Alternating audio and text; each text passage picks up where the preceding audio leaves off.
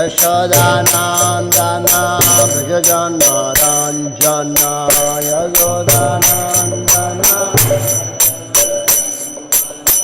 यशोदानन्दन व्रजजनरञ्जन यशोदानन्दन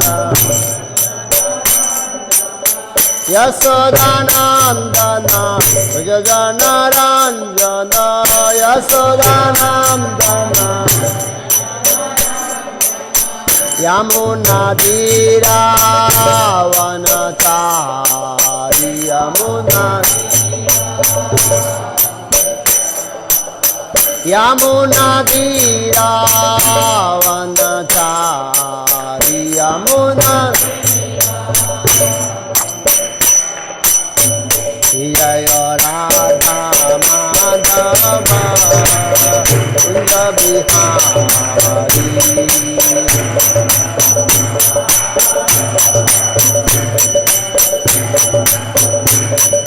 गोपी जन वल्लभ गिरिवरधारी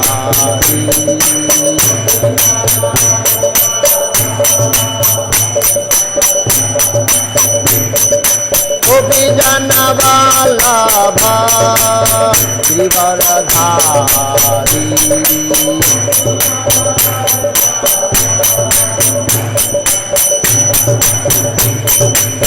यशोदानन्दन व्रजजनरञ्जन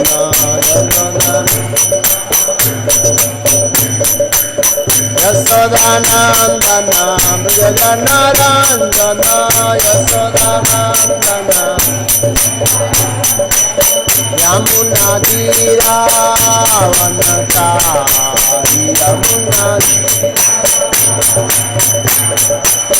यमुनातीरावनचारि यमुना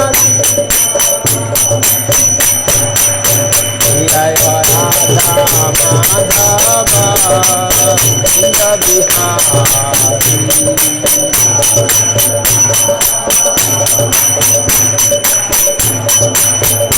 जय राधा माधव कुंज बिहारी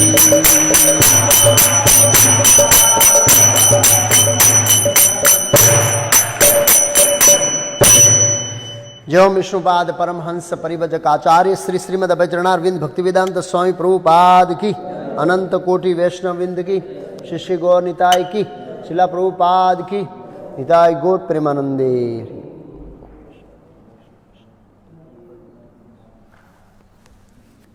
ओम नमो भगवते वासुदेवाय ओम नमो भगवते वासुदेवाय ओम नमो भगवते वासुदेवाय ओम अज्ञानतिमिरान्धस्य ज्ञानाञ्जनशलाकया चक्षुरुन्मीलितं येन तस्मै श्रीगुरुवे नमः। नम ओम विष्णुपादाय कृष्णपृष्ठाय भूतले श्रीमते भक्तिवेदांत स्वामीति नामिने नमस्ते सारस्वती देवे गौरवाणी प्रचारणे निर्विशेष शून्यवादी पाश्चात्य देशतारिणे श्री कृष्ण चैतन्य प्रभु नित्यानंद श्री अद्वैत गदाधर श्रीवासादि गौर भक्तविंद हरे कृष्णा कृष्णा कृष्णा हरे हरे हरे राम राम राम हरे हरे हरे कृष्णा। तो हम पद्धति सर महाभारत पर चर्चा कर रहे हैं। कल हमने चर्चा किया था राजसूय यज्ञ पूरा हो गया और युधिष्ठिर महाराज ने ब्राह्मणों का अभिवादन किया, भगवान कृष्ण का अभिवादन किया और फिर व्यासदेव से प्रश्न पूछा उत्पात के बारे में, जो नारद जी ने उनको बताया था कि कुछ उत्पात आने वाला है। तो नारद जी त्रिकाल ज्ञानी है, इसलिए उनको पता रहता भगवान की लीलाओं के बारे में पहले से ही क्या क्या लीला करने वाले हैं ऐसे। तो वेद व्यास ने उसका इंडिकेशन दे दिया युधिष्ठिर महाराज को। युधिष्ठिर महाराज चिंतित हुए, भाई उससे चर्चा किया, प्रतिज्ञा लिया। दुर्योधन का वो मय दानव से बनाया हुआ जो महल था उससे मोहित होना। एक भक्त का प्रश्न था कि ये मय दानव ये क्या बोले, रावण की पत्नी का नाम क्या, मंदोदरी के पिता, मेरे ख्याल से वही होना चाहिए, वही होना चाहिए।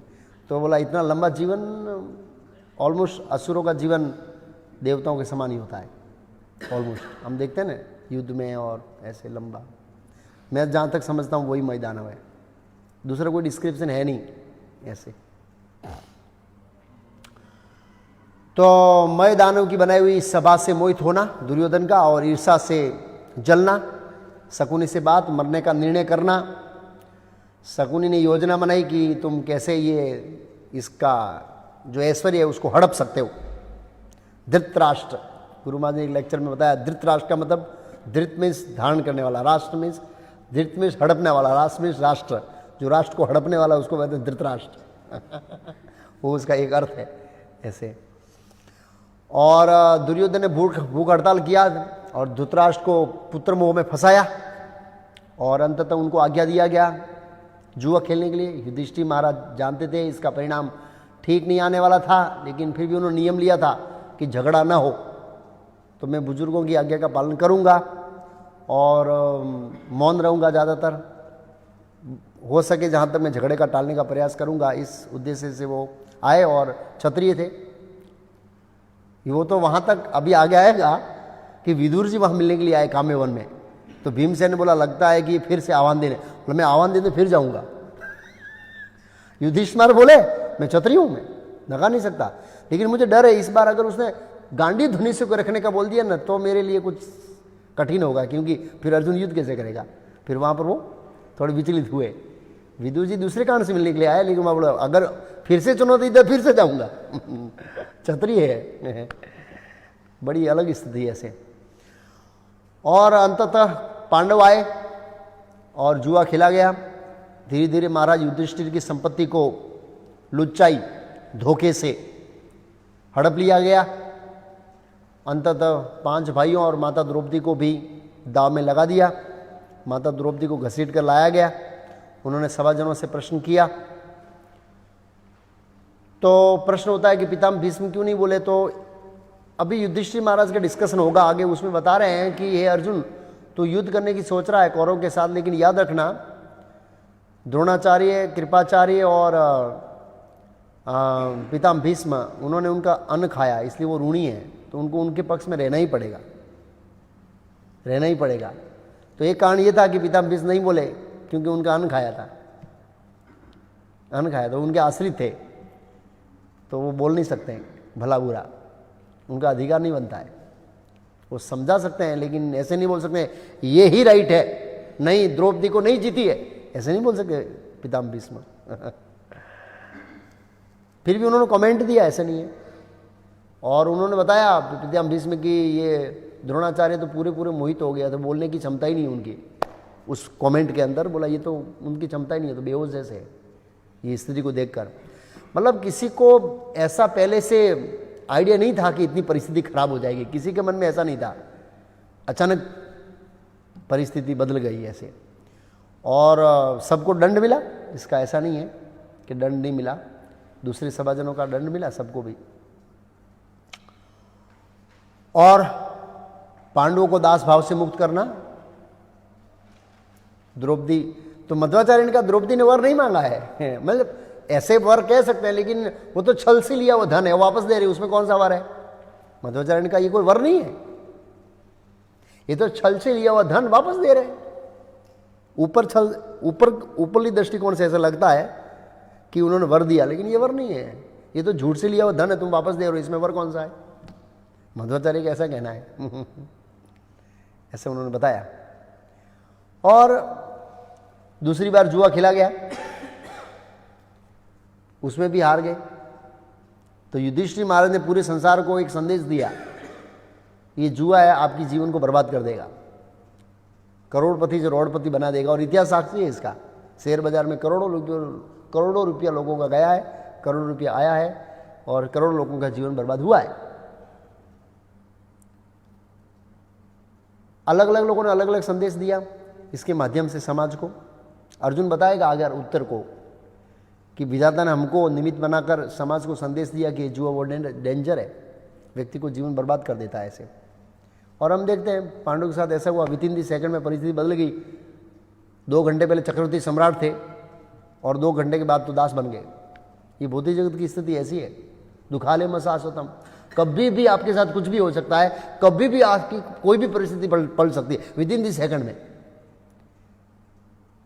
पहले किसी ने सोचा नहीं था कोरोना वायरस आएगा, इतना नुकसान करेगा, किसी ने सोचा नहीं। परिस्थिति बदल गई एकदम पूरा फिनिश।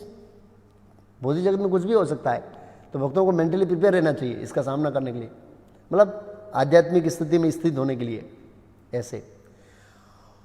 और फिर पांडवों ने प्रस्थान किया वन की ओर। वर्धमानपुर का जो गेट था, 4 गेट थे हस्तिनापुर के, उस गेट के निकले। जिस गेट की ओर गंगा प्रवाहित होती है उसका नाम है वर्धमानपुर।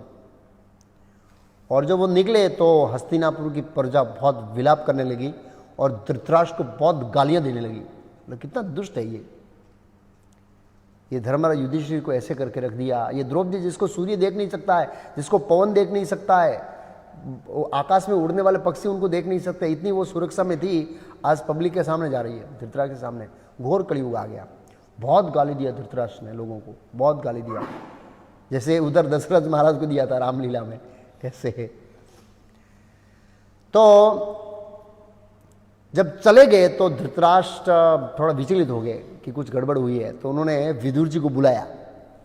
विदुर जी को बुलाया, पूछा पांडु के बारे में जिज्ञासा, कैसे जा रहे हैं, क्या हाल चाल है, क्या उनके हाव भाव क्या है।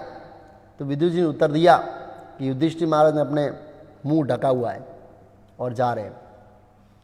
बोला इसका क्या कारण है, क्यों ऐसा किया। बोला उसका कारण ये है कि बाहर से तो उन्होंने आपकी आज्ञा का पालन किया, लेकिन अंदर से क्रोध भड़क रहा है और वो नहीं चाहते कि मैं निर्दोष मनुष्य के ऊपर अपनी दृष्टि डालूं और उसके जला को भस्म कर दूं, इसलिए उन्होंने अपनी आंखों ही ढांक दिया है।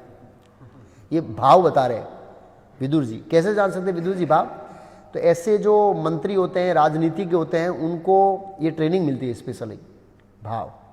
बोला भीम क्या मोड़े में, बोला भीम भुजाओं की ओर देख रहा है, ऐसे जा रहा है। बोला धिक्कार है इन भुजाओं को, मैं माता द्रौपदी की रक्षा नहीं कर पाया। मेरे लिए माता है, उनके लिए माता नहीं है, लेकिन हमको बोलना चाहिए ऐसे। द्रौपदी की रक्षा नहीं कराया, माता द्रौपदी की रक्षा नहीं कर पाया और युधिष्ठिर महाराज को बचा नहीं पाया। धिक्कार है इन भुजाओं को, लेकिन एक दिन मैं छोड़ूंगा नहीं दुर्योधन को, इन भुजाओं की बाहों बल से मैं मारूंगा। ऐसा वो देख देख कर ऐसे अपने आप को उत्तेजित कर रहा है, ये उनका है। अर्जुन की चाल कैसी है, बोला अर्जुन पैर से मिट्टी को उड़ाते जा रहा है। बोला जैसे अब मिट्टी के कण उड़ रहे हैं ना, ऐसे ही 13 साल के बाद बाण उड़ेंगे, बाण मेरे धनुष से बाण उड़ेंगे, मिट्टी की तरह कण की तरह बाण उड़ेंगे। ऐसा उन्होंने इंडिकेशन दिया। और नकुल और सहदेव ने, नकुल ने कुछ मिट्टी लगा दिया था, ऐसा कुछ था, सहदेव ने दूसरा बताया। और द्रौपदी में भी ऐसे, और रोती हुई जा रही थी, वो इंडिकेशन दिया कि आज मैं रोती हुई जा रही हूँ, लेकिन 13 साल के बाद सभी कौरवों की पत्नियां रोएगी, ये मेरा पूर्ण विश्वास है। ऐसा ही उनका बाल खुला होगा, जब पति मर जाते तो बाल खुला कर देते ना, मेरी दशा जैसी उनकी दशा होगी। धौम्य मुनि है, वो यमराज के संबंधित कुछ सामवेद से या कोई वेद से मंत्र का उच्चारण कर रहे थे। बोला 13 साल के बाद कौरवों का जो पुरोहित है वही उनके जो बच्चे मर जाएंगे उनके लिए जो क्रिया होगी ना, उसमें ऐसे ही मंत्रों का उच्चारण करेंगे। क्रिया होगी ना जो उसका अंत्येष्टि संस्कार, उसमें ऐसे ही मंत्रों का उच्चारण करेंगे। तो वो इंडिकेशन देके गए ऐसे धृतराष्ट्र को। ऐसे तो धृतराष्ट्र बहुत डर गया। उसी समय नारद जी आए। धृतराष्ट्र को स्पष्ट बोला, तुम्हारे पुत्र दुर्योधन के अपराध के कारण भीम और अर्जुन के पराक्रम से समस्त क्षत्रिय वंश का विनाश होगा। बस एक श्लोक बोल के अदृश्य हो गए नारद जी। ऐसी अब तो कौरव भी डर गए। ये सभी कौरव के सामने बोला नारद जी ने, दुर्योधन इत्यादि सब बैठे थे, सबके सामने बोला। अब तो सभी डर गए। डर के देखा कि पितामह भीष्म है तो ये तो थोड़ा पक्षपाती है, लेकिन द्रोणाचार्य हमारे लिए कुछ करेंगे। उन्होंने सभी कौरव गए, कर्ण, दुशासन, दुर्योधन, शकुनी, और उनके पैर पकड़े कि अब ये संकट आएगा, उससे आप बचा सकते हैं। द्रोणाचार्य को बोला, आप हमारी रक्षा कर सकते हैं। द्रोणाचार्य ने आश्वासन तो दिया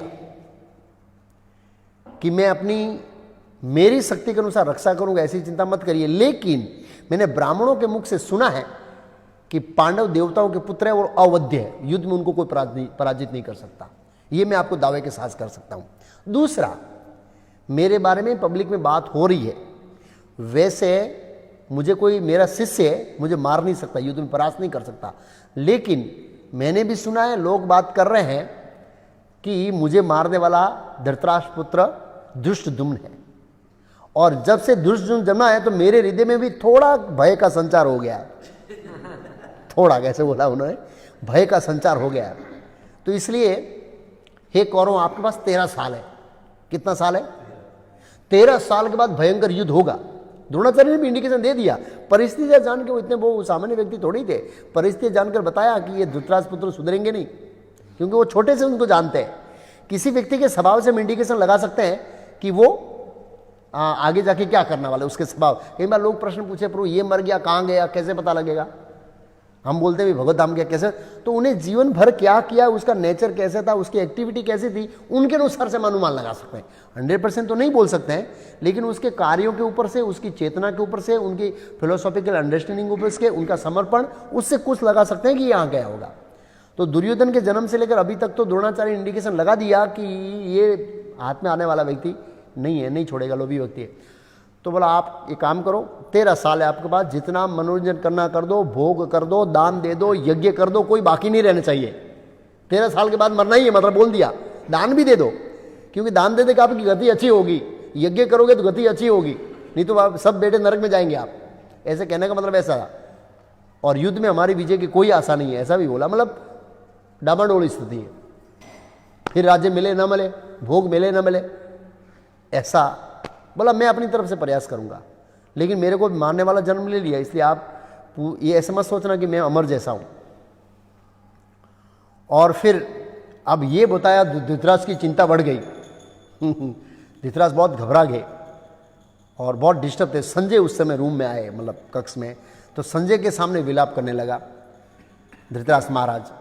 संजय ने कहा, महाराज आप खुद ऐसा उल्टा काम करते, खुद रोते, खुद उल्टा काम करते फिर रोते हैं। आप लोगों को इतने अच्छे लोग सलाहकार है, भीष्म है, माता गांधारी है, द्रोणाचार्य है, कृपाचार्य है, ये विदुर जी है, इतने सलाहकार है, आप उनकी सलाह मानते ही नहीं। पहले मनमानी करते हैं और फिर रोते, फिर विदुर को बुलाते, बोला इसका सॉल्यूशन क्या है। अब वो सॉल्यूशन देते, वो सॉल्यूशन भी नहीं मानते। धृतराष्ट्र की परिस्थिति क्या है कि वो खुद बुलाते हैं कि भाई आइए, मुझे सलाह दीजिए, अभी आगे आएगा टॉपिक ऐसे, और सलाह देते, बोला नहीं तू गलत सलाह दे रहा है, अब उसको क्या समझाए। तो नारद जी की भविष्यवाणी कर दिया और इनका आश्वासन दे दिया। संजय से वार्तालाप हुआ और रोने लगा। संजय समझा रहे कि आपने सब गलत किया है, बहुत डांटा धृतराष्ट्र महाराज को। संजय स्ट्रेट फॉरवर्ड वक्ता थे, यस लिखा है संजय का विशेष गुण, स्ट्रेट फॉरवर्ड वक्ता, अर्जुन का परम मित्र, युधिष्ठिर के सभी दिव्य गुण उसके अंदर विद्यमान थे। ये प्रश्न होता है कि आगे आएगा कि संजय को दिव्य दृष्टि कैसे दिया वेद व्यास ने, वो तो सूत पुत्र था। नहीं, संजयो मुनियस्तु कल्पस्तु, संजय मुनियों के समान था। उनके जो गुण थे, भले ही जन्म सूत पुत्र हुआ लेकिन उनका गुण मुनियों के समान था। अर्जुन का मित्र, युधिष्ठिर जैसे उनके अंदर दिव्य गुण थे, वो सामान्य व्यक्ति नहीं था, इतना महान था वो संजय। लेकिन बोलता था सीधा धृतराष्ट्र को, स्ट्रेट फॉरवर्ड, हार्ट ऑपरेशन, कोई मेडिसिन नहीं, कोई मलम पट्टी नहीं, सीधा होता, मुंह पे बोलता, भले ही कड़वे लगता था। चाणक्य पंडित का जो स्पष्ट वक्ता होता है वो लुच्चा नहीं होता है। क्या नहीं होता है? वो सीधा बोलता है। प्रभुपाद जी सीधे वक्ता थे, ऐसे होना चाहिए, स्ट्रेट फॉरवर्ड ऐसे। तो संजय का वार्तालाप हुआ और यहां पर सभा पर्व पूरा होता है। सभा पर्व अभी पूरा हो गया, अब वन पर्व का आरंभ होगा। जब पांडव गेट से बाहर निकल गए, वर्धमानपुर का गेट जो था उससे बाहर निकल गए, तब बहुत सारे लोग, ऑलमोस्ट जैसे राम गए थे ऐसे उनके पीछे बहुत सारे लोग आ गए। बहुत सारे लोग आ गए तो युधिष्ठिर महाराज को आके प्रणाम किया और सबसे बताया कि हम ये धृतराष्ट्र और उनके पुत्र दुष्ट लोगों के साथ नहीं रहना चाहते। स्पष्ट बोला, क्या कर रहे हैं, हम इन दुष्ट लोगों के साथ रहना चाहते हैं। क्यों? क्योंकि उन्होंने बताया कि उनके संग से हमारी धीरे धीरे बुद्धि दुष्ट हो जाती है। और पितामह भीष्म ने यही मैसेज दिया है, संग संजायते काम, कि दुर्योधन जैसे लोगों का संग, उनका अन्न खाकर मेरी भी बुद्धि भ्रष्ट हो गई। कहने का मतलब ये है ये दिया ना, तब तो उन्होंने धर्म अधर्म का भेद नहीं कर पाए ना। ये उन्होंने मैसेज दिया समाज को कि भाई उनका संग करने कारण नहीं बोला। दूसरे विदुर जी बोल रहे हैं, कोई घबराहट नहीं है, स्ट्रेट फॉरवर्ड। वो मंत्री है लेकिन फिर भी उनका कर्तव्य है, वो बोल रहे। दूसरे एडवाइजरी लोग हैं दूसरे भी, लेकिन नहीं बोल रहे क्योंकि उनके ऊपर आश्रित है। विदुर से कोई डर नहीं है, कोई डर नहीं है।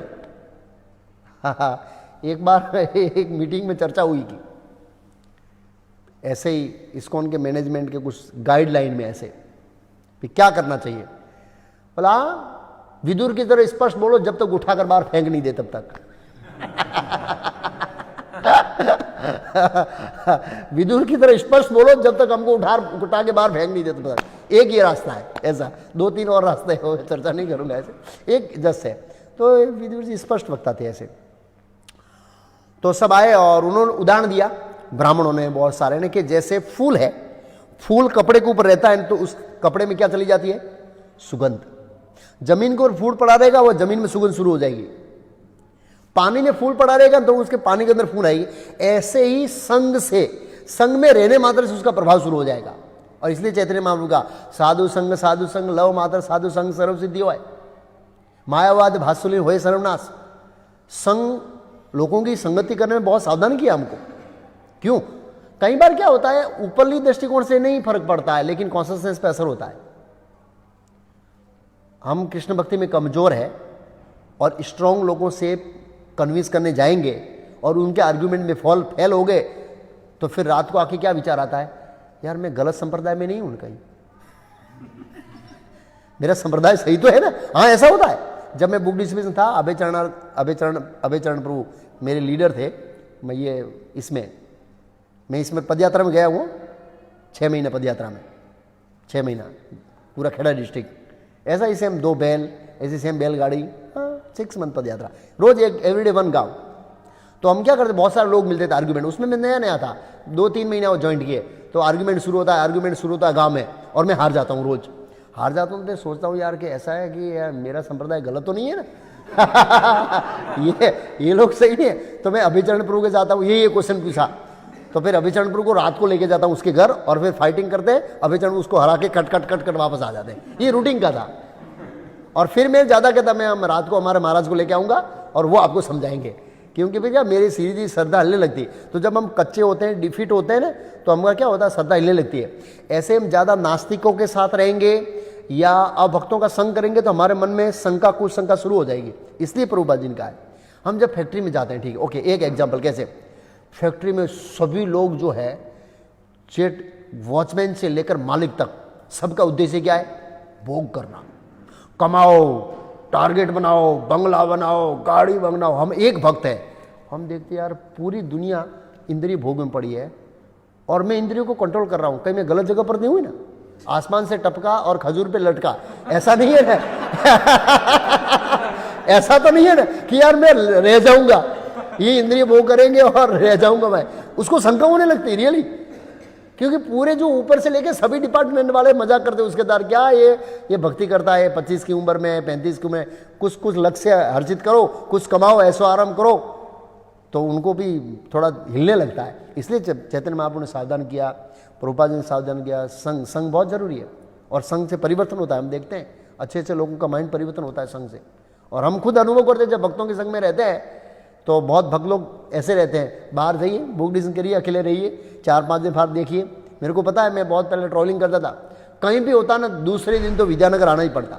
दूसरे दिन क्यों? बैटरी डाउन होने लगती। हाँ, दूसरे दिन सीधा विद्यानगर आया, राधिका दर्शन किया, भक्तों का संग किया, क्लास अटेंड किया, फिर पावरफुल हो गए, फिर भागो बाहर। ऐसे तो वो गुजराती में नौड़िया क्या बोलेंगे, वो सांप के साथ फाइट करता है, नेवला। तो नेवला जब फाइट करता है सांप के साथ, तो वो क्या करता है, सांप को खींच के ले जाता है। एक प्रकार की वेल होती है, वेल को हिंदी में क्या बोलेंगे, बेल। तो क्या उस बेल से जहर उतर जाता है, वो सांप उसके साथ डंक मारता है तो उसको इधर जहर चढ़ता है, वो जाके फिर क्या बेल खाता है, बेल खा के फिर उसका जहर पॉइजन कम हो जाता है, फिर सांप के साथ ऐसे फाइट करता है। जब देखता है कि मेरा जहर चढ़ने लग गया, फिर जाके वो क्या करता है, बेल खाता है, पत्ते, फिर पत्ते खा के पुष्ट होगा जा देता है। तो भक्तों को ऐसा होना चाहिए। बाहर गए, माया से लग रहा है कि हमारी स्थिति डामाडोल हो रही है, शंका कौन शंका आ रही है, आ जाओ भक्तों के संग में, 2-4 क्लास अटेंड करो, चैंटिंग करो, रीडिंग करो, दर्शन करो और स्ट्रांग होकर वापस जाओ, नहीं तो आप कभी भी लटक सकते हैं। और इतिहास साक्षी है इसका लंबा। उन्होंने ये बताया। दूसरा उन्होंने बताया कि दुष्टों का संग करने का परिणाम आता है मोहजाल, इल्यूजन, इंद्रिय भोग, और साधुओं के संग करने से धर्म हृदय में प्रकट होता है। ये उन्होंने ब्राह्मणों ने बताया। इसलिए हम दुर्योधन के साथ नहीं रहना चाहते हैं, ये हमारा नहीं रहने का कारण है, उनका त्याग का कारण है। दुष्टों के लिए संग करने का मोहजाल रिजल्ट, और साधुओं का और भक्तों का संग करने का रिजल्ट है धर्म, हृदय के अंदर धर्म अथा तो ब्रह्म जिज्ञासा उत्पन्न होता है, ऐसा बताया। बहुत लंबा डिस्कशन चला ब्राह्मण और युधिष्ठिर महाराज के साथ। लास्ट में उन्होंने बताया कि ठीक है, आप दुष्टों का संग मत करिए, लेकिन हमारे बुजुर्ग भी है उसमें, वो बेचारे विवश है, पितामह भीष्म है, मेरे चाचा धृतराष्ट्र है, माता गांधारी है, मेरी माता है कृपाचार्य, द्रोणाचार्य, ये लोग भी है, सज्जन लोग भी है। ऐसा नहीं कि पूरा पूरा दुष्ट है, आप उनके आश्रित में रहिए। माने नहीं, बहुत डिस्कस किया 50% समथिंग कन्विंस हुए वापस जाने के लिए, फिर भी 18,000 लोग साथ में आए। मध्वाचार्य बताते कितना, 8,000 तो खाली ब्राह्मण थे। कितने ब्राह्मण थे? 8,000 खाली ब्राह्मण थे और 10,000 दूसरे लोग थे। 18,000 लोग वन में साथ में रहे पांडवों के साथ, 18,000 लोग। तो युधिष्ठिर महाराज ने कहा, देखो मैं अभी विपत्ति में पड़ा हुआ हूं, मेरे पास राज्य नहीं है, मैं आपका भरण पोषण नहीं कर पाऊंगा, इससे मेरे क्षत्रिय धर्म पर दोष आएगा। बोला नहीं, हम अपने खाने की व्यवस्था खुद कर लेंगे, कोई चिंता नहीं, फिर भी आपके साथ रहेंगे, हमको आनंद आएगा आपके साथ रहने। बोला ऐसे कैसे हो सकता है, मैं एक क्षत्रिय हूं, आप ब्राह्मण होकर आप अपना खुद का खाना अरेंज करेंगे, ये तो नहीं हो सकता, ये तो शास्त्र के विरुद्ध है। मेरा कर्तव्य बनता है मैं आपके लिए कुछ करूं ऐसे, लेकिन मैं अभी विपत्ति में हूं और मेरे पास धन नहीं है। तो उन्होंने बताया कि नहीं, आपको धन की कोई आवश्यकता नहीं है, हम फल फूल खाएंगे। बोला नहीं, वनवास मेरे को दिया गया 12 साल का, आप लोगों को नहीं दिया गया है। ऐसे करके बहुत समझाया, फिर भी 18,000 लोग साथ में रहे। वो देखा कि युधिष्ठिर महाराज देखा कि इनका स्नेह युधिष्ठिर महाराज के प्रति बहुत है, तो युधिष्ठिर महाराज फिर बहुत ज़्यादा प्रेशर नहीं किया। फिर अपने भाइयों से और धौम्य मुनि से चर्चा किया। धौम्य मुनि को कहा, अपने भाइयों से कहा कि ये लोग तो मेरे स्नेह में पास में बंधे हुए हैं और मैं इनको मना नहीं करके दिल उनका तोड़ना नहीं चाहता हूँ। जितनों को मना कर दिया और चले गए वापस, लेकिन ये तो बस आएंगे ही हम आपके साथ में, तो इनका दिल हृदय तोड़ना नहीं चाहता हूँ। तो मैं नहीं चाहता हूँ कि मेरे कारण तपस्या करें, उनके लिए कुछ प्रसाद की व्यवस्था कैसे करेंगे। धौम्य मुनि का एक बार सूर्यदेव ने ऐसा कुछ किया था, पहले इतिहास बताया लंबा। आप सूर्यदेव को प्रार्थना कीजिए और सूर्यदेव आप इसकी व्यवस्था करेंगे। युधिष्ठिर महाराज ने सूर्यदेव को प्रार्थना किया और तुरंत सूर्यदेव एक बर्तन, ऐसा अक्षय पात्र मीन्स बर्तन, ऐसा घड़े जैसा ऐसे, सूर्यदेव ने कहा इसमें थोड़ी सी बनाई हुई वस्तु भी अक्षय चलेगी और कितने भी लोगों का खाना उसमें से आ सकता है, जितना चाहिए उतना। और वो अक्षय पात्र की स्पेशलिटी ये थी कि वो मंत्रों से खाना बनता था, क्योंकि कच्चा माल आटा कहाँ से लाएंगे जंगल में तेल कहाँ से लाएंगे, धाना जीरू कहाँ से लाएंगे, मिर्ची कहाँ से लाएंगे ये सब सामान कहाँ से लाएंगे, जंगल में थोड़ा ही मिलेगा, वन में है। मंत्र उच्चारण से गुलाम जामुन स्वाहा, गुलाम जामुन 18,000 लोग स्वाहा, 18,000 लोगों का ऐसा ही होता है। वो दुर्वासा मुनि तो 60,000 लोगों को लेके आया। ऐसे कई बार बहुत सारे गेस्ट आ जाते, 50,000 लोग गेस्ट आ जाते युधिष्ठिर महाराज के, कई बार ऐसा होता है। तो ऐसे ही ऐसा कहा जाता है ऐसे।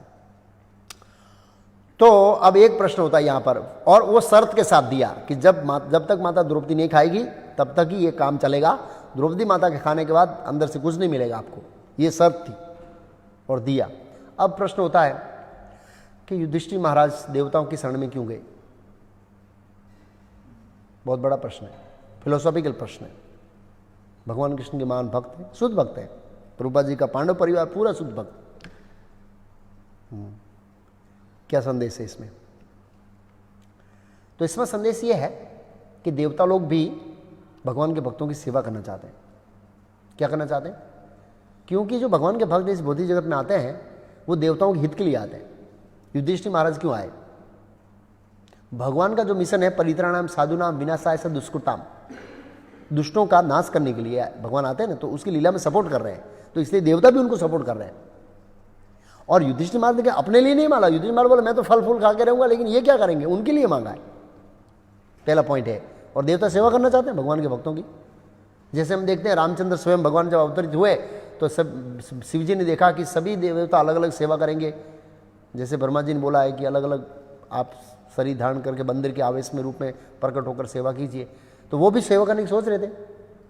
इसलिए तो उन्होंने वो वीर्य छोड़ा और फिर उनसे हनुमान जी प्रकट हुए, उनके अंश अवतार, तो सेवा करना चाहते हैं। ऐसे ही देवता भी भगवान के भक्तों की सेवा करना चाहते हैं। तो वो दृष्टिकोण से प्रेरित होकर उनके लिया, नहीं तो नहीं लिया। वो दृष्टिकोण था, उस दृष्टिकोण से। नहीं तो आप देखते हैं हम आगे जाएंगे अर्जुन, ठीक है, युधिष्ठिर महाराज के ऊपर कुछ शंका हो सकती है। कई बार हम लोग वो स्टेटमेंट से करते हैं कि भाई भगवान ने आज्ञा दिया और युधिष्ठिर महाराज हिचकिचाए झूठ बोलने के लिए, तो उसमें एग्जैक्ट देखना पड़ेगा कि क्या मोटिवेशन है भगवान का, युधिष्ठिर महाराज का। भगवान उसे कोई संदेश देना चाहते हैं या कोई और मैसेज देना चाहते हैं या युधिष्ठिर महाराज की परीक्षा लेना चाहते हैं। बहुत सारे एंगल से उसको समझने के लिए। अर्जुन स्वयं क्या था, सभी दिवस लेवन देवों के लिए, तो क्या इसका मतलब उसकी कृष्ण भक्ति जीरो हो गई, उसने कृष्ण को छोड़ दिया है? क्या समझ है उसको? ये बहुत फिलोसॉफिकल पॉइंट है, फिलोसॉफिकल पॉइंट है। तो ये युधिष्ठिर महाराज ये सामान्य लोग नहीं है, मान है युधिष्ठिर महाराज। शायद मेरे ख्याल से हम आगे आएगा ये टॉपिक, जब राजा विराट के महल में जब उनका अज्ञातवास पूरा हो जाता है और पांडव आभूषण पहन के प्रकट होते हैं, और जब पता लगता है राजा विराट को कि युधिष्ठिर महाराज है, तब तो वो सिंहासन से नीचे उतर जाते हैं। बोला बैठिए, बोला नहीं आप बैठिए, बोला नहीं आप देवराज इंद्र के आसन पर बैठेंगे ना, वो ही अपने आप को धन्य समझेगा, ऐसा राजा विराट ने कहा। वो शायद हम आगे चर्चा करेंगे। तो ये युधिष्ठिर महाराज की स्थिति थी। बड़े बड़े ऋषि आप देखिए, इतने बड़े ऋषि लोग उनकी सभा में डिस्कस करने के लिए आते थे। इज नॉट सामान्य व्यक्ति नहीं है वो, और भगवान ऐसे ही उनको राजा नहीं बनाया, प्रयास था, पूरा उद्देश्य था बस, और भगवान उसको राजा बनकर परम संतुष्ट हुए। ऐसा लिखा है भागवत में लिखा है ऐसा, संतुष्ट हुए भगवान कृष्ण। तो ये सब प्रसंग को आचार्यों के दृष्टिकोण से, गुरु साधु के दृष्टिकोण से समझना पड़ेगा कि ऐसा नहीं है कि वो देवताओं के पास गए तो कृष्ण का आश्रय छोड़ दिया। और कहीं हो सकता है देवता सेवा करना चाहते हैं और भगवान चाहते हैं कि देवता सेवा करें। अब पिछली बार हमने डिस्कस किया था कि जब ये इंद्रप्रस्थ बनाने की बारी आई तो भगवान ने किसका स्मरण किया? क्यों देवराज के? क्यों भगवान के अंदर सामर्थ्य नहीं है? फिलोसॉफिकल क्वेश्चन, क्या भगवान के अंदर सामर्थ्य नहीं है? भगवान ने क्यों विश्वकर्मा को बुलाया? क्या जरूरत थी? जैसे ये क्या नाम है, सुदामा गया था मांगने के लिए, वापस आया था तो राजमहल तैयार हो गया, तो वहां तो स्वयं भगवान की कृपा से हो गया, यहां क्यों नहीं किया? ये भी एक प्रश्न है। तो भगवान चाहते हैं कि मेरे भक्तों की सेवा करें देवताओं, मैंने उनको पावर दिया है। क्या करेंगे? इंद्रिय तृप्ति में यूज करेंगे, हरि बोल करेंगे और अप्सराओं को नाचते हुए देखेंगे, क्या होगा? युधिष्ठिर महाराज जैसे महात्माओं की सेवा करेंगे तो उनका उद्धार होगा। हो सकता है, ये भी एक दृष्टिकोण है। नहीं तो और क्या दृष्टिकोण है? स्वयं भगवान ने इंद्र का चिंतन किया, विश्वकर्मा को लाया। क्या भगवान के अंदर सामर्थ्य नहीं है? भगवान इच्छा करेंगे तो करोड़ों करोड़ों ब्रह्मांड प्रकट हो जाते हैं। तो एक नगरी निर्माण करने का सामर्थ्य नहीं है भगवान के अंदर। तो कई बार उसके एंगल्स को देखना पड़ेगा हमको पीछे। ये सामान्य लोग नहीं थे, और वो कोई ऐसा नहीं है कि रोज पूजा करते थे सूर्यदेव की। उन्होंने बोला सूर्यदेव ने दिया, प्रेरणा दिया होगा भगवान ने, जाओ सूर्यदेव। तो इस देवताओं भौतिक जगत के रिलेट डायरेक्ट डीलिंग करते हैं और उनके माध्यम से दिया। और इसका मतलब ऐसा नहीं है कि उनका कृष्ण के ऊपर फेथ कम हो गया, या उनकी भक्ति कम हो गई, या उनकी शरणागति कम हो गई, या डिवोशन कम हो गई, नहीं। और कई बार चाहते हैं, हम आगे आएगा, स्वयं भगवान अर्जुन को बोलेंगे दुर्गा देवी की पूजा करने के लिए युद्ध करने से पहले है? तो क्या करना है हमें? भाई हमको नहीं बोला है ना, हमको क्या बोला है? सर्वधर्मान् परित्यज्य माम एकम, अर्जुन को बोला है। क्योंकि अर्जुन का अंडरस्टैंडिंग क्लियर है, क्या करना है क्या नहीं करना है, क्यों दुर्गा देवी को बोल रहे हैं, वो सब आगे समझेंगे। हाँ, युद्ध से पहले बोलते हैं। तो कहने को इस प्रसंग को सबको बहुत ध्यानपूर्वक समझना पड़ेगा। सटीक है, ऐसे बहुत सारे कॉन्ट्रोवर्सीज है, तो इसको समझना पड़ेगा कि इनकी शरणागति में कोई कमी नहीं है, लेकिन भगवान चाहते हैं कि मेरे भक्त हैं देवताओं को रिस्पेक्ट करें, और भगवान चाहते हैं कि देवता इनकी सेवा करें, क्योंकि ये देवताओं का कार्य करने के लिए आए। असुरों का विनाश करने से देवताओं का भला होगा, तो इसको मदद करनी चाहिए, और मदद करने से उनकी कृपा मिलेगी, वैष्णव की कृपा मिलेगी। वो भी वैष्णव है, लेकिन सकाम वैष्णव है, ये शुद्ध वैष्णव है। तो हो सकता है इनकी कृपा से वो अगले जन्म में शुद्ध वैष्णव बने, ऐसा भी हो सकता है। बहुत सारे एंगल्स है उसको समझने के लिए। एनीवे, तो अक्षय पात्र दिया।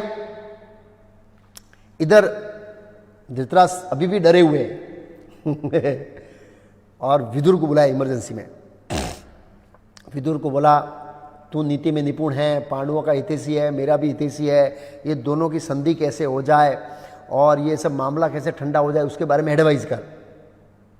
और धृतराष्ट्र ने सीधा सीधा एडवाइस किया तो धृतराष्ट्र को गुस्सा आ गया। गुस्सा बोला, तेरे को जहाँ जाना है जा, नहीं मेरे को मंत्री की जरूरत नहीं है आज, तू जा, कोई जरूर नहीं है। ऐसे करके भगा दिया उनको। हाँ, धृतराष्ट्र महाराज गुस्से हो गए, भगा दिया मतलब तेरी सलाह की मुझे जरूरत नहीं है, तुमको जहां जाना है जा, दैट्स ऑल। विदुर जी तो बहुत काफी बुरा लगा कि इनके हित के लिए बोल रहा हूं। विदुर जी ने सीधा रथ पकड़ा, सीधे काम्यवन में चले गए। काम्यवन, वृंदावन। पांडव सीधे पहले काम्यवन में आए, फिर द्वैतवन में गए, फिर वापस काम्यवन में आए। काम्यवन में बहुत पांडवों के रिलेटेड वहाँ पर है, अभी भी जगह है। काम्यवन में हम लोग गए, कोई भक्तों में से कोई? मैं गया था। सरोवर है, जैसे सरोवर में माता द्रौपदी पानी भर रही थी, ऐसा कहा जाता है। और पांडवों का मंदिर भी अभी काम्यवन के अंदर, काफ़ी लीलाएं हैं वहाँ पर, पांडव वहाँ रहे थे ऐसे। तो त्याग करके चले गए। तो भीमसेन ने कहा, देखो ये विदुर जी फिर से आ रहे हैं, लगता है जुए में फिर से ललकारेंगे और कुछ हमारे पास जो भी बचा है ले लेंगे। युधिष्ठिर महाराज कहा, अगर ललकारेंगे फिर से जाऊंगा मैं। हाँ बोले, महाभारत वर्णन है ऐसे बोले। फिर आए और समाचार पूछा और बताया कि कैसे आना हुआ, क्या उद्देश्य है, ऐसे स्वागत किया। तो बताया कि ऐसे ऐसे मेरे धृतराष्ट्र ने मेरा त्याग कर दिया और मुझे लगता है कि अभी मेरी सलाह उनको काम नहीं करेगी। उन्होंने बहुत दो उदाहरण अच्छे दिए। बोला इनको कितना भी समझाओ ये नहीं सुधरेगा, ऐसे ही ये धृतराष्ट्र है। हमें उदाहरण भूल गया, बहुत अच्छा उदाहरण दिया था, नीति शास्त्र का उदाहरण था। ये इन दो लोगों को आप कितना ही समझाएंगे न, वो ऐसे ही ऐसे रहेंगे। वो गुजराती में क्या, कुतरा नहीं पूछ रही वाकी ने वाकी। उसको बांध रखेंगे ना तो कुत्ते की पूंछ टेढ़ी में टेढ़ी रहेगी। उनके कहने का मतलब ऐसा था ऐसे। और फिर उन्होंने युधिष्ठिर महाराज को राजनीति का उपदेश दिया कि कौन राजा बन सकता है। बहुत अच्छा, युधिष्ठिर महाराज का मैं आपका आज्ञा का पालन करूंगा। अब दूसरे दिन, ये दूसरे दिन पहुंच गया, सेकंड डे हुआ, सेकंड दिन काम में। तीसरे दिन संजय आएगा। अब दूसरे दिन धृतराष्ट्र को तुरंत लगा कि यार मेरे से गलती होगी, मुझे क्रोध नहीं करना चाहिए, क्योंकि विदुर के बिना मेरी स्थिति, और विदुर जब पांडु से मिल गया तो मुझे दुनिया की कोई ताकत बचा नहीं पाएगी। संजय को बुलाया, संजय को कहा जाओ विदुर को बुला के ले आओ, मेरी भूल हो गई, मैंने उसको डांट दिया। तो संजय जाता है, पांडु इत्यादि को प्रणाम करता है, वहाँ पर जाए तो देखा तो डिस्कशन हो रहा है, और गए और संजय को वापस विदुर जी बुला के लाए। क्षमा मांगी धृतराष्ट्र महाराज ने, मुझे क्षमा कर दे, मैं आवेश में आ गया था, मुझे ऐसा नहीं बोलना चाहिए था, और उनको आलिंगन किया। जब ये वापस आ गए तो दुर्योधन डर गया कि ये विदुर निसंदेह धृतराष्ट्र को कन्विंस करेगा कि पांडवों को वापस लाओ। इसलिए इन्होंने चारों ने मंत्रण किया, मंत्रण करके योजना बनाई कि अभी जाके उनको मार देते हैं, क्योंकि अभी वो निर्बल है, फिर वो सबल हो जाएंगे ना तो तकलीफ होगा। और सब रथ वथ तैयार करके बाहर निकल रहे, और वेद व्यास को तुरंत पता लगा कि ये पांडवों के लड़के ऐसे करने, अरे कौरवों के लड़के ये ऐसा करना जा रहे हैं। तुरंत प्रकट हो गए वेद व्यास, रुक जाओ, कहां जा रहे हैं, चलो वापस, और भगाया पीछे। परमिशन लिया धृतराष्ट्र का, बोला नहीं चलो राजसभा में, और बहुत डांटा धृतराष्ट्र महाराज को व्यासदेव ने, बहुत डांटा परिसभा के अंदर सबके सामने। तो व्यासदेव ने, अरे धृतराष्ट्र क्या, व्यासदेव मेरे पुत्र को आप समझाइए ना। तब तक देख रहे हैं दिव्य दृष्टि से व्यासदेव की मैत्री मुनि आ रहे हैं, बोलो वो मैत्री मुनि आ रहे हैं, वो समझाएंगे। और वेद व्यास अदर से हो गए दो विद इन दी सेकंड में, और फिर मैत्री मुनि आए। मैत्री मुनि कहा कि आप मेरे बेटे को समझाइए, और उन्होंने लेक्चर चालू किया। किसने? हाँ, तो दुर्योधन।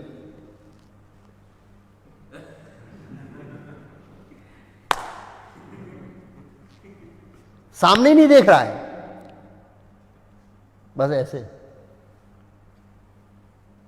कल मैं गुरु महाराज का लेक्चर सुन रहा था, तो गुरु महाराज एक श्लोक बोलने को बोला था, मनुष्याणाम सहस्त्र वाला श्लोक पूछा था मुकुंद को, और मुकुंद हमारे जो गुरुकुल का बॉय है ना, वो सेल में था। क्या देख रहा था? नख। महाराज बोले ज्यादातर भक्त लोग हैं भागवत क्लास में नक को ही देखते रहते हैं, नाखून को ही देखते रहते हैं। सुना आप किसने सुना वो लेक्चर? हाँ, नाखून को ही देखते रहते हैं हमेशा भागवत क्लास में, ज्यादातर ऐसा होता है लोग। भागवत क्लास में किसको देखते हैं? नाखून को देखते हैं। तो दुर्योधन नाखून को नहीं देख रहा, दुर्योधन ऐसे ही दे रहा था, हवा में देख रहा था। उसको वो फेस टू फेस लेक्चर सुनने में कोई रुचि थी। जब हमको लेक्चर सुनने में रुचि नहीं होती है तो हम स्पेस आउट हो जाते हैं, मतलब स्पेस में देखने लगते हैं। दुर्योधन की तरह दुर्योधन ऐसे देख रहा था, ऐसे ऐसे ऊपर नीचे ऐसे देख रहा था, सामने नहीं देख रहा था वो, और जंगा पीट रहा था ऐसे। तो फिर मैत्री मुनि ने साप दिया, जिस जंगा तू पीट रहा है वो दुर्योधन की गदा एक दिन तेरे को युद्ध में तोड़ेगी। भीम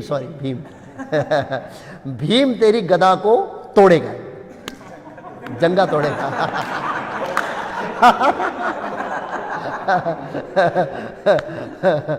भीम तेरी जंगा को तोड़ेगा। तो बहुत डर गए। कौन? धृतराष्ट्र महाराज। नहीं मैत्री मुनि आप कुछ कृपा कीजिए, दया कीजिए। बोला ठीक है, अगर ये पांडवों के साथ कॉम्प्रोमाइज कर लेगा तो मेरा श्राप उसको नहीं लगेगा। पांडवों के साथ ही संधि कर लेगा तो मेरा श्राप उसको नहीं लगेगा, अगर पांडवों के साथ संधि नहीं करेगा तो मेरा श्राप अवश्य लगेगा। ऐसे करके वो भी क्रोधित हो गए। क्या हुए? चले गए, चल दिए। और फिर इधर काम्यवन में पांडवों ने काम्यवन में एंट्री मार रहे थे तो एक किरमिर नाम का एक राक्षस था। किरमिर बकासुर का भाई। कौन सा बकासुर? एक चक्री नगरी वाला बकासुर, उसका भाई। और हिडम्ब का मित्र। देखा कि भीम आ रहा है, भाई का बदला मित्र का बदला लूंगा, चैलेंज किया, भयंकर युद्ध हुआ। और लास्ट में भीम ने उसको क्या किया? मचड़ के रख दिया। वो रख दिया तो बहुत सारे ब्राह्मण लोग आए काम्य वन से कि आपने इसको मार दिया, बहुत अच्छा कर दिया, अब ये वन हमारे लिए रहने के लिए लायक बन गया है। तो काम्य वन में प्रवेश किया, वहां रहने लगे। तीसरे या चौथे दिन जैसे ही पता लगा यदुवंशियों को और कृष्ण को, पांचालों को, केकई को, चेदीराज को, सब के सब लोग वहां आए। सब लोग वहां आए, बहुत सारे राजा लोग वहां आए जो युधिष्ठिर महाराज से बहुत जुड़े हुए थे, विशेष संबंधी थे। पांडवों की जो स्थिति है वो सुनकर भगवान कृष्ण बहुत गुस्से हो गए, कुपित हो गए। बोला लग रहा है ये दुर्योधन, दुशासन, शकुनी का लोह पीने की तैयारी कर रही है पृथ्वी। ऐसा भगवान ने पहले से लोगों बहुत गुस्से थे, बहुत एंग्री थे। तो सबसे पहले अर्जुन ने उनका स्तुति किया कि आप परम ब्रह्म हैं, आप भौतिक जगत में अवतार लिया दुष्टों को विनाश करने के लिए। ये वो बहुत लंबा 15-20 श्लोक में स्तुति किया। फिर माता द्रौपदी ने स्तुति किया। फिर भगवान शांत हुए थोड़े। फिर द्रौपदी ने अपना दुख व्यक्त किया। स्वाभाविक रूप से एक स्त्री है और सबसे कड़ी परीक्षा तो उनकी हुई है। रोती हुई स्थिति में बहुत दुख व्यक्त किया माता द्रौपदी ने ऐसे। और फिर भगवान कृष्ण ने सांत्वना दिया और प्रतिज्ञा किया कि आज से 13 साल के बाद सभी कौरवों की पत्नियां तुम्हारे जैसी स्थिति में रोएगी, खुला बाल हो जाएगा, मैं ये प्रतिज्ञा करता हूं। भगवान कृष्ण ने प्रतिज्ञा किया पूरा। और फिर भगवान ने एक अध्याय के अंदर जुए के दोष बताए और जुए के साथ जुड़े हुए 3 दोष भी बताए। बोला परिस्थिति में आसक्ति मतलब परिस्थिति संग, जुआ, प्राणियों का शिकार मतलब मांसाहार और नशा। भगवान ने समझाया ऑलमोस्ट जीव इनको 4 को साथ में लेके चलता है। और ये 4 जो पापकर्म है ये व्यक्ति को अधम से अधम परिस्थिति में डालते हैं। भगवान ने कहा इससे नरक की प्राप्ति होती है। इसलिए हमारे इस्कॉन में 4 नियम का पालन करने का कड़क निर्देश है कि व्यक्ति को जो आध्यात्मिक जीवन जीना चाहता है उसको ये 4 नियम का कठोरता से पालन करना चाहिए। भगवान ने एक चैप्टर में पूरा लंबा डिस्क्रिप्शन दिया। फिर भगवान कृष्ण ने बताया कि ऐसा लग रहा है कि मैं उपस्थित नहीं था इसलिए हो गया, अगर हो सकता मैं उपस्थित होता तो मैं भीष्म को समझाता, धृतराष्ट्र को समझाता, सबको समझाता। नहीं मानते तो फिर मैं युद्ध में परास्त कर देता, लेकिन ये होने नहीं देता। भगवान ने अपने ऊपर लिया। ऐसा लग रहा है कि मैं होता तो ये नहीं होता ऐसे। और मैं क्यों नहीं था या बोला मैं सालू के साथ युद्ध किया। किसके साथ युद्ध किया? सालू। क्यों युद्ध किया? क्योंकि सालू ने द्वारका पे आक्रमण किया। क्यों आक्रमण किया? क्योंकि मैंने यहां पर शिशुपाल को मारा। जैसे मैंने यहां शिशुपाल को मारा और मैं जा रहा हूं, तब तक तो सालों ने वहां आक्रमण शुरू कर दिया। और 8 अध्याय में साल के साथ युद्ध की कथा आती है। कितने अध्याय में? 8 अध्याय में। ऑलमोस्ट एक में 50 श्लोक होंगे, तो 400 श्लोकों के अंदर साल के साथ भगवान के पुत्रों ने उनके जाने से पहले द्वारका पर कैसे आक्रमण किया, उसका विस्तार से वर्णन भगवान युधिष्ठिर महाराज ने पूछना चाहा। युधिष्ठिर महाराज ने पूछा कि हे वासुदेव, सालों ने क्यों आक्रमण किया, कैसे आक्रमण किया, आपके पुत्रों ने उसके साथ कैसे युद्ध किया, आपने उसका कैसे विनाश किया, वो सब कथा सुनाइए। तो युधिष्ठिर महाराज के कहने से भगवान कृष्ण ने वो 8 अध्याय में बहुत लंबी कथा सुनाई। फिर पांडवों की विदाई ली और पांडवों की स्त्रियों और बालकों को लेकर चले गए। व्हाट मीन्स पांडवों की स्त्रियों बालक? सुभद्रा और नकुल सहदेव की 2 पत्नियां, विजय और नाम भूल गया, मध्वाचार्य लिखा, 2 पत्नियां माता कुंती के साथ में सेवा के लिए रही विदुर जी के महल में। नकुल सहदेव की 2 पत्नियां। नकुल का विवाह सहदेव जरासंध की एक दूसरी पुत्री है उनके साथ हुआ है। नकुल का जो सहदेव है उनकी बहन, पुत्री नहीं, बहन, जरासंध की पुत्री और सहदेव की बहन, जरासंध का पुत्र सहदेव, उनकी बहन। जब भीम ने उसको मारा तो वो अपनी बहन को लिया अर्पण करने के लिए, तो ये उसको राज संधि कहते हैं। कैसी संधि कहते हैं? हाँ, चाणक्य पंडित ने क्या किया? चंद्रगुप्त मौर्य से किसका विवाह कराया? जिस राजा को मराया उसकी पुत्री के साथ, इसको राज संधि कहते हैं। और एक दूसरा था, वो कौन? सेनापति, उसकी सेल्यूकस की पुत्री के साथ विवाह कराया कि उसकी दुश्मनी ना हो। यस, तो ये राज संधि कहते हैं उसको, ताकि दुश्मनी बढ़े नहीं। और भीम की एक और पत्नी थी, काशीराज की कन्या, काशी के राजा की कन्या, भीम की पत्नी। और युधिष्ठिर महाराज की एक पत्नी थी चेकितान की पुत्री, धृष्टकेतु की एक पुत्री थी। ऐसे करके बहुत सारी पत्नियां थी। हाँ, बहुत सारी, 4 भाइयों ने अलग अलग बहुत सारे विवाह किए, उनकी पत्नियां भी वहां थी, उनके सब बच्चे थे। तो उनके सब ससुर लोग आए, मतलब भीम के ससुर आए, युधिष्ठिर के ससुर आए और नकुल सहदेव के सब ससुर आए और सब ले गए। इधर भगवान कृष्ण आए तो माता सुभद्रा को, अभिमन्यु को वो ले गए। और दुष्टदुम्न ये लोग आए तो 5 पांडवों के पुत्र थे, वो द्रौपदी से जन्मे थे 5, उनको ले गए। उन्होंने ऐसा कहा, पहले वो यहाँ रहे फिर द्वारका चले गए वो भी, लेकिन अभिमन्यु तो सीधा द्वारका चला गया, वहाँ पर हुआ 13 साल ऐसे। और दूसरे चेकितान, ये सब चेदीराज, धृष्टकेतु, दूसरे सब राजा थे, वो अपने अपने पुत्रियों को और उनके बच्चों को जो भी है वो लेके गए, ऐसे चले गए। फिर पांडवों ने सोचा कि हम थोड़े अच्छी जगह रहेंगे, ऐसे सोचा काम्यवन में। तो फिर देखा कि एक द्वैत वन करके एक वन है, बहुत इससे भी अच्छा, पक्षी है, ग्रीनरी है, सरोवर है, नदी है, तो वहाँ प्रवेश करने का प्रयास किया। वहाँ पर गए, वहाँ पर बक नाम का एक ऋषि था, उन्होंने युधिष्ठिर महाराज का गुणगान किया कि आप वन में भी 8000 ब्राह्मणों को लेके घूम रहे हैं और इतना ब्राह्मणों का संग कर रहे हैं, तो आपका जीवन धन्य है।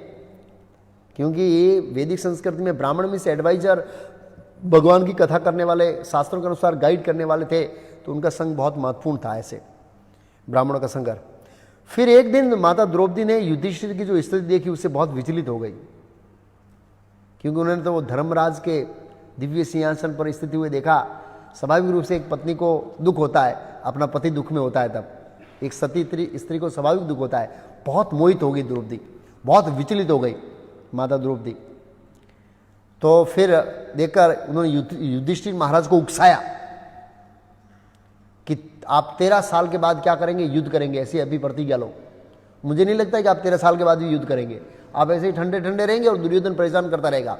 और मध्वाचार्य ने उसके ऊपर बहुत अच्छा फिलोसॉफिकल आर्ग्यूमेंट दिया है कि द्रौपदी जो बोल रही वो धर्म के अनुसार बोल रही थी, लेकिन युधिष्ठिर महाराज ने फिर धर्म के अनुसार जवाब दिया। और द्रौपदी बोला, मुझे आश्चर्य हो रहा है, मैंने पहली बार जिंदगी में ऐसा क्षत्रिय, ठंडा क्षत्रिय देखा। कैसा क्षत्रिय देखा? आइस कोल्ड क्षत्रिय बर्फ जैसा क्षत्रिय देखा। क्षत्रिय का हृदय तो एकदम कठोर होता है और क्रोध होना चाहिए। आपके अंदर तो कोई असर ही नहीं हुआ है, ऐसा हुआ है कि कोई घटना घटी नहीं है, नॉर्मल टेम्परेचर में घूम रहे, ये सब आपके भाई अंदर से क्रोध में भड़के हुए बैठे हैं और आपको कोई असर ही नहीं हुई। आप क्षत्रिय स्वभाव आपका कहां गया? क्षत्रिय तो क्रोध होना चाहिए, बदला लेने की प्रतिज्ञा होनी चाहिए, और कोई अधर्म करता है उसको दंड देने के लिए क्रोध होना चाहिए। चलो अपने लिए नहीं, कोई अधर्म कर रहा है तो उसको दंड देने के लिए क्षत्रिय को गुस्से होना चाहिए। आपका तो गुस्सा ही नहीं हो रहा।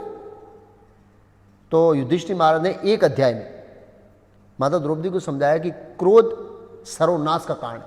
और भगवान भगवद गीता में बताया, काम ऐसा क्रोध ऐसा रजोगुण समद्भव महासनो मापा विधेयन मेरिणम। क्रोध बहुत डेंजर है। नरकस्य त्रिविधम द्वारम, नरक के 3 द्वार है, काम क्रोध और लोभ। तो स्वयं युधिष्ठिर महाराज ने समझाया अलग अलग एंगल से कि क्रोध सबका विनाश कर देता है। क्रोध में व्यक्ति अपने माँ बाप को मार देता है, अपने स्वामी को मार देता है, ब्राह्मणों का वध कर देता है। क्रोध में व्यक्ति क्या कर देता है उसको ही पता नहीं रहता है, और इसका परिणाम बहुत भयंकर आता है। इसलिए व्यक्ति को क्रोध नहीं करना चाहिए। और उन्होंने क्षमा का प्रशंसा किया कि क्षमा एक बहुत दिव्य गुण है, इससे धर्म की रक्षा होती है। बहुत डिस्कस किया एक अध्याय में। और फिर द्रौपदी बहुत ये डिस्कशन करके और मोहित हो रही थी, और उन्होंने आक्षेप किया धर्म पर कि आप धर्म बात कर रहे हैं, लेकिन ऐसा कहा है शास्त्रों में कि आप धर्म की रक्षा करेंगे, धर्म आपकी रक्षा करेंगे, आपकी रक्षा कहाँ हुई? उन्होंने थोड़ा नास्तिकवाद का प्रचार किया, एक अलग एंगल से समझाया। जैसे भगवान भगवद गीता में समझाया ना अर्जुन को, कौन सा वो श्लोक है 2.26, कि अगर तू ऐसा मानता है कि आत्मा हमेशा जन्मता है हमेशा मरता है, कौन सा श्लोक है 2.26, तो भी शोक करने का कोई कारण नहीं है।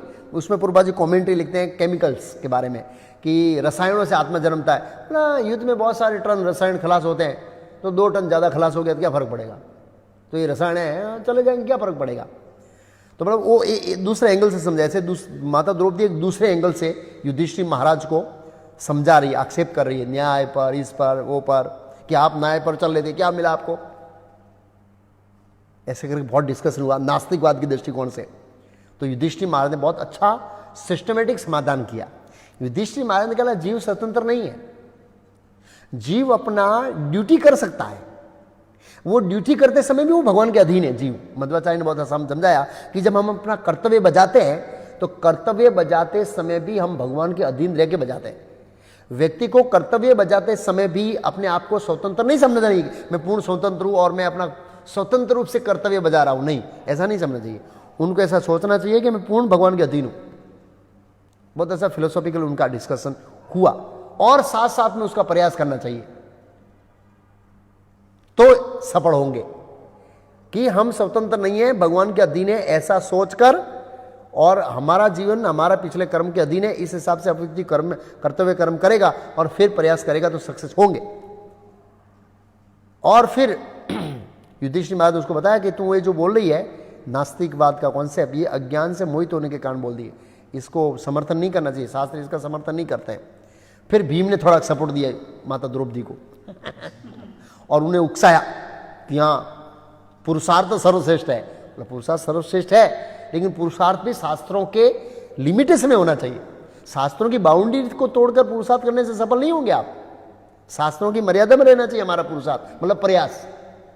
इसलिए भगवान भगवद गीता में कौन थे एक्स्ट्रा ऑर्डिनरी इंडेवर, मतलब भक्ति में बाध्य है वो क्या, छह वस्तु भक्ति इसमें लिखा है उपदेश अमृत में,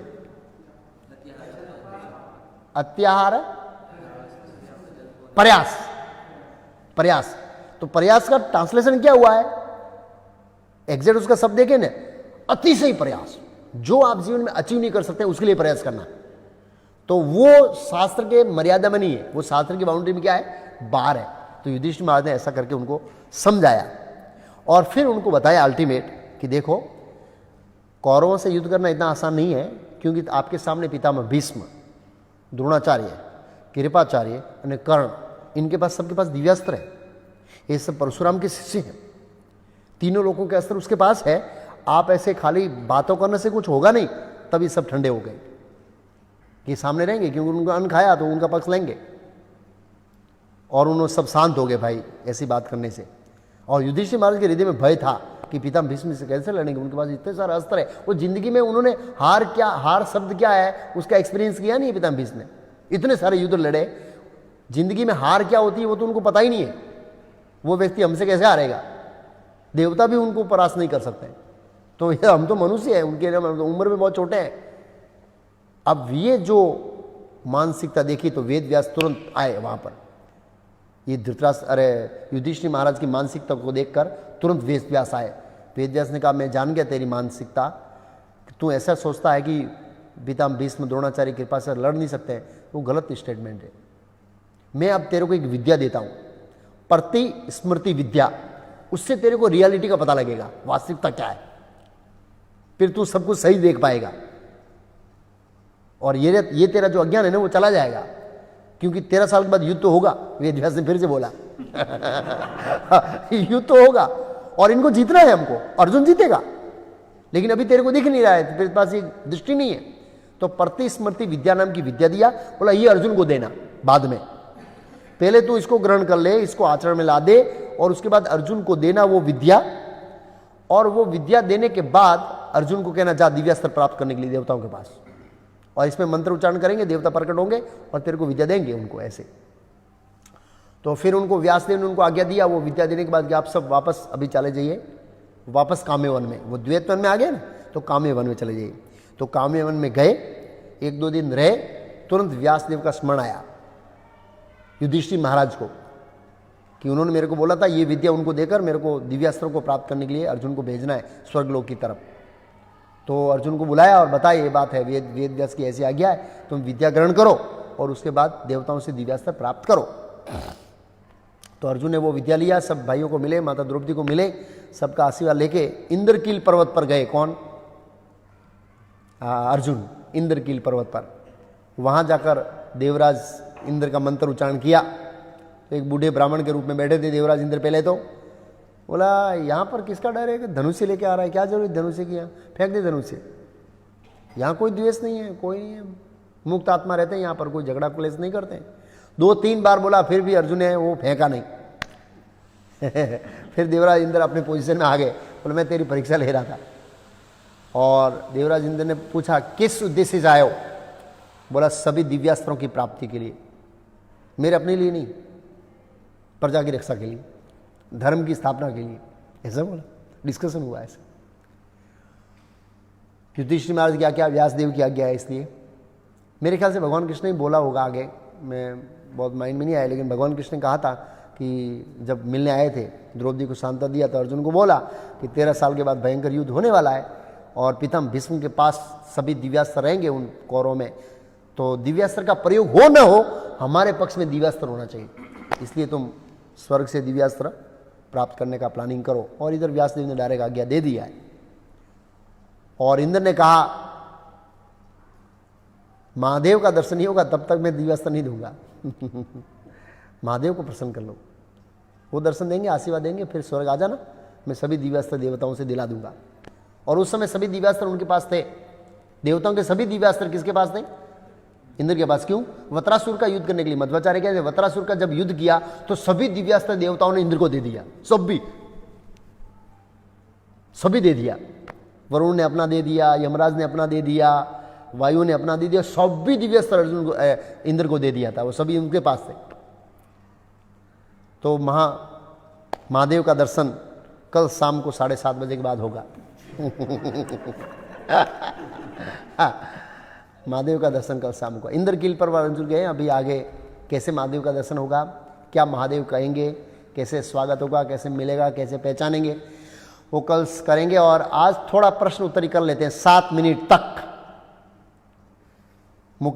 भक्त मुकेश वाली के प्रश्न है, तो आप लोग भी ऐसे प्रश्न हैं व्हाट्सएप कर सकते हैं या नीचे लिख सकते हैं, 3 पेज का प्रश्न है पहला प्रश्न, महाभारत में 88 श्लोक, 88 श्लोक नहीं है, सुनते बंद है, हाँ 88 श्लोक नहीं है, 8800 श्लोक ऐसे हैं जिनका 2 अर्थ निकलता है और 2 डबल अर्थ निकलता है उसका, और उसका अर्थ सुखदेव गोस्वामी जानते हैं और व्यासदेव जानते हैं, गणेश जी नहीं जानते हैं।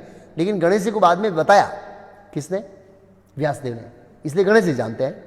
लेकिन मेन सुखदेव गोस्वामी और व्यासदेव, तो व्यक्ति उसको कैसे जान सकता है कि कौन सा सही है? एवं परंपरा प्राप्तम इदम राजऋषि विदु, व्यासदेव की परंपरा में ज्वाइंट हो जाइए, आप जान सकते हैं वो क्या कहना चाहते हैं। मतलब शास्त्रों को गुरु के मार्गदर्शन में पढ़ना चाहिए। तो गुरु आचार्य बता देंगे कि ये श्लोक क्या कहना चाहते हैं, मतलब कोई कंट्रोवर्सी है तो। पहला प्रश्न। दूसरा प्रश्न, 4 शिष्य की कथा में सेकंड एपिसोड में से प्रश्न आया, 4 शिष्य की कथा से ऐसा जानने को मिलता है कि हर शिष्य को गुरु दक्षिणा देनी चाहिए। हाँ, देनी चाहिए, गुरु दक्षिणा देनी चाहिए। तो उसमें प्रश्न है कि क्या शिष्य को गुरु से पूछना चाहिए या गुरु शिष्य के सामने से मांगे? कल्चर है शिष्य को सामने से गुरु से पूछना चाहिए कि क्या गुरु दक्षिणा दूं। अभी मैं आपको कथा कर रहा हूं, मैं गुरु हूं, हाँ मैं गुरु हूं, तो आपको गुरु दक्षिणा देना पड़ेगी, नहीं तो ये महाभारत का ज्ञान आपको पचेगा नहीं, पाचन नहीं होगा, पेट फूल जाएगा सबका। और मेरी गुरु दक्षिणा क्या है? भागवतम का एक सेट ले लो सब लोग। अगर आपके पास भागवतम है तो मेरी गुरु दक्षिणा है कि आप 16 माला शुरू कर दो। कितनी माला शुरू कर दो? हाँ, और अगर 16 माला कर रहे हैं तो आप प्रचार शुरू कर दो भागवतम का। यस, अब गुरु दक्षिणा नहीं देगा तो आपको बचेगा नहीं, देना तो पड़ेगा। अच्छा, आगे प्रश्न लिखा है, तो कल्चर क्या है? शिष्य को गुरु से पास पूछना चाहिए, ये कल्चर है। अभी की परिस्थिति में गुरु दक्षिणा क्या दे सकते हैं? तो पूछना चाहिए गुरु महाराज को। जब दीक्षा होती है और हम भिक्षा लेके जाते हैं, पूछ सकते हैं। तो ज्यादातर पूछते हैं जाके, गुरु महाराज आज्ञा दीजिए। क्या दीजिए? अरे आप भाई 16 माला की आज्ञा दी है, वो पहले तो पूरा कर। 4 नियम का पालन का आज्ञा दिया, वो तो पहले पूरा कर। हम ऐसे बहुत बड़े धर्म धुंधर बन के जाते हैं कि गुरु महाराज ऐसे आज्ञा देंगे, पूरी अमेरिका में कृष्ण भक्ति का प्रचार करो ऐसे। लेकिन महाराज बोले 16 माला करो, 4 नियम का पालन करो। आजीवन आप ये कर लेंगे ना तो आप समझना आपने अमेरिका के साथ युद्ध किया और विजय प्राप्त कर लिया। हाँ, अच्छे अच्छे लोग पूरा जीवन 16 माला दीक्षा लेने के बाद नहीं कर पाते। अच्छे अच्छे लोगों की बात कर रहा हूं मैं। इतना कठिन आसान नहीं है, आसान नहीं है। तो गुरु से पूछना चाहिए इसके बारे में कि क्या गुरु दक्षिणा दें। अभी की परिस्थिति में पूछ सकते हैं, कोई प्रॉब्लम नहीं है। ये शिष्टाचार है, वैदिक शिष्टाचार। गुरु को पूछ सकते हैं क्योंकि हम ऋणी हैं गुरु के। उन्होंने दीक्षा लेकर एक रिस्क लिया है, हमारे करोड़ों जन्मों का पाप अपने ऊपर लिया है, और उसके उपरांत हम मलेश जैसे हैं अभी, और ऐसे मलेश जैसे व्यक्तियों को उठाकर भगवत धाम जाने की वो प्रतिज्ञा लिया है, वैष्णव के सामने, अग्नि के सामने, ब्राह्मणों के सामने। बहुत बड़ी जवाबदारी है। गुरु कोई आसान पोजीशन नहीं है। हम सोचते हैं हाँ गुरु का इतना सम्मान करते हैं और गुरु को तो बहुत आनंद है, इतना लोग वाह वाह करते नहीं, उनकी जवाबदारी बहुत बड़ी है। तो उतना हमारे लिए उन्होंने ये इतना बड़ा रिस्क लिया है, तो हमारा कर्तव्य बनता है कि हम कैसे उनके ऋण से मुक्त। हम गुरु के ऋण से मुक्त नहीं हो सकते हैं, लेकिन फिर भी हमारा कर्तव्य गुरु से जाके पूछें कि हम आपके गुरु दक्षिणा हम क्या करें। तो कई बार गुरुदेव आज्ञा देते हैं, आपके प्रभुपाद जी का पुस्तक वितरण करो, हरिनाम करो, प्रसाद वितरण करो, ऐसे बहुत अलग अलग आज्ञा देते भी है, ऐसे ही नहीं देते हैं। तो नम्रता से पूछना चाहिए। तीसरा प्रश्न, महाभारत मंद बुद्धि लोगों के लिए है, कृपया विस्तार से समझाए। मंद बुद्धि सेंस मतलब स्पेशली वेद व्यास ने जो भागवतम में श्लोक का प्रोनाउंसिएशन किया, स्त्री शूद्र दीज बंधुनाम त्रि श्रुति न गोचरा, मतलब वो 3 लोग हैं, वो तो गुरुकुल में वैदिक ज्ञान लेने के लिए नहीं जा सकते। स्त्री है, स्त्रियां तो वैदिक काल में तो गुरुकुल में नहीं जाती थी। मीन्स ये लड़कों की पढ़ाई अभी शुरू हुई है साथ में, ऐसा तो पहले तो नहीं था कि गुरुकुल में लड़कियां भी जाती थी ऐसे। तो वैदिक काल में स्त्रियां, शूद्र, क्योंकि शूद्र को वैदिक ज्ञान जरूरत नहीं थी, क्या जरूरत थी, उनको सेवा ही करना है, उसको क्या करना है। लेकिन कलयुग में वो वर्णाश्रम धर्म भी ऐसा नाश होने वाला है, और वेद व्यास के हृदय में करुणा थी कि ये लोग क्या, जिनका वैदिक ज्ञान, ये जो वैदिक ज्ञान बहुत तत्व ज्ञान है, वो समझने की क्षमता नहीं है, तो उन्होंने वो वैदिक ज्ञान का जो कॉन्सेप्ट है, थीम वही है, लेकिन स्टोरी फॉर्म में हल्का करके महाभारत में दिया है। इस दृष्टिकोण से बोल रहे हैं मंद बुद्धि का मतलब। ब्राह्मण लोग क्या है, वो सार बुद्धि में आते हैं, जो वैदिक ज्ञान, वैदिक मंत्रों का उच्चारण करना, उसको समझना, उसका अंडरस्टैंडिंग बहुत उनका क्लियर हुआ करता था।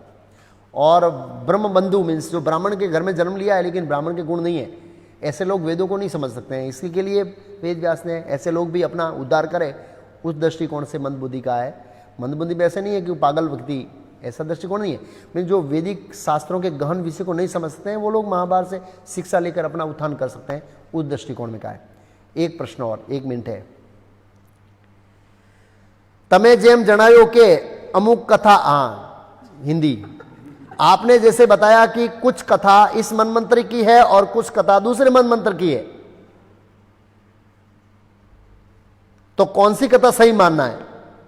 दोनों सही मानना है, क्योंकि दोनों हुई है। कोई कथा में कॉन्ट्रावर्सी आ रही है कि इधर युधिष्ठिर महाराज ने ऐसा किया और इधर युधिष्ठिर महाराज ने ऐसा किया, दोनों सही है। लेकिन प्रमाणम भागवतम अमलम, अल्टीमेट ऑथोरिटी, संपूर्ण वैदिक साहित्य की अल्टीमेट ऑथोरिटी भागवतम, भागवतम बोले वही फाइनल है। यस, प्रमाणम अमलम, चैतन्य महाप्रभु का हाईएस्ट ऑथेंटिसिटी है वो भागवतम की है, वो लेना चाहिए हमको। और कथाकार जो कथा बोलते हैं क्या वो सही है? अब देखना पड़ेगा वो कौन से शास्त्र के कौन से लेवल से बोल रहा है, वो देखना पड़ेगा। अगर वो मेंटल स्पेकुलेशन के अनुसार कर रहा है तो सही नहीं है, लेकिन भागवत के अनुसार बोल रहा है और ऐसे क्लियर कर रहा है कि हाँ भाई इधर ये कथा है, इधर ये कथा है और भागवत में ऐसा बोला, तो भागवतम प्रमाणम अमलम, भागवतम प्रमाण फाइनल प्रमाण है। तो आज हम 1 2 3 4 क्वेश्चन हुआ, 11 क्वेश्चन है। कल भी क्वेश्चन लेंगे रोज। और आप लोगों को कोई क्वेश्चन है तो नीचे लिख सकते हैं, स्पष्ट भाषा में लिखिए, हिंदी, शुद्ध गुजराती या शुद्ध इंग्लिश। आगे जाके वर जाना वर मीन्स वड़ी जाऊ आधी हिंदी आधी इंग्लिश आगे गुजराती, ऐसी हमारी भाषा है। तो क्या है, मेरे को अनपढ़ हूं ना तो मैं पढ़ नहीं सकता, तो थोड़ा स्पष्ट लिखेंगे तो मैं पढ़ सकता हूं। हरे कृष्णा। शिला प्रभुपाद की, निताई गौर प्रेमानंदे।